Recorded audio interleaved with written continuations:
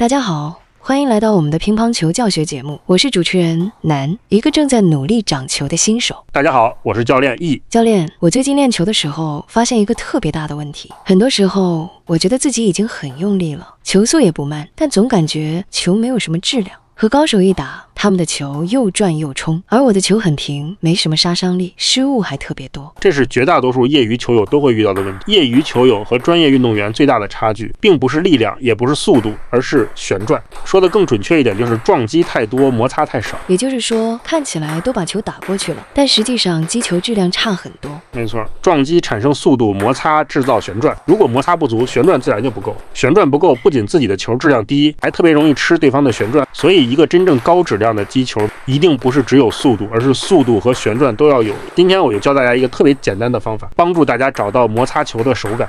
为什么很多人不会摩擦？很多球友也知道要摩擦，但一上手还是不会。问题到底出在哪儿？最根本的问题就是没有真正理解摩擦，更准确的说是没有真正感受过摩擦。很多人知道要摩擦，但是不知道什么感觉才叫摩擦。所以今天我们不是先练动作，而是先培养手感。只要你真正感受到摩擦是什么感觉，后面的练习就会容易很多。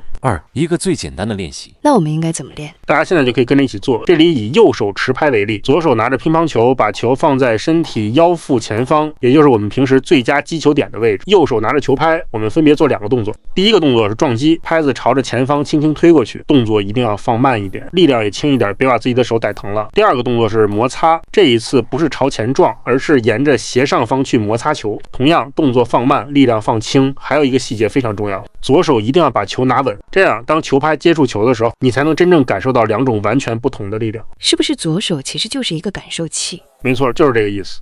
撞击的时候，你会明显感觉球想往前冲出去，这种力量是直接向前的，而摩擦的时候感觉就完全不一样了。这时候你会觉得球不是冲出去，而是沿着球拍表面有一种滚出去的感觉。什么叫摩擦手感？滚出去这个说法挺有意思，因为这就是旋转产生的关键。如果左手能够明显感觉到球在球拍表面有滚动的趋势，那说明球拍已经开始带着球旋转了。这种感觉就是我们今天最想培养的摩擦手感。很多人一直不会拉球，不是不会挥拍，而是从来没有体验过这种感觉。所以今天这个练习不是为了练力量，而是为了建立感觉。也就是说，我们今天练的是感觉，不是发力。对，真正的高质量击球并不是只有撞击，也不是只有摩擦，而是撞击和摩擦同时发生。这就是我们之前讲过的顶擦。顶擦就是在撞击和摩擦之间找到合适的比例。如果撞击多一点，速度会更快；如果摩擦多一点，旋转会更强。不同的发力比例就会形成不同速度、不同旋转质量的球。有了感觉之后，怎么继续练？找到这种感觉之后，下一步怎么办？继续重复刚才的两个动作，不断去比较撞击和摩擦之间的区别，让自己的手越来越熟悉两种不同的力量。等有了前面的基础之后，就可以继续保持刚才那个斜上方发力的动作。这时候不再只是让球停留在左手，而是试着把球从左手轻轻拉出去，拉到对面的球台。整个过程不要急着发力，重点还是体会球在球拍上的感觉，多尝试多体会，慢慢去寻找顶擦的发力方式，同时也试着控制自己的发力方向。这一板是不是摩擦更多一点？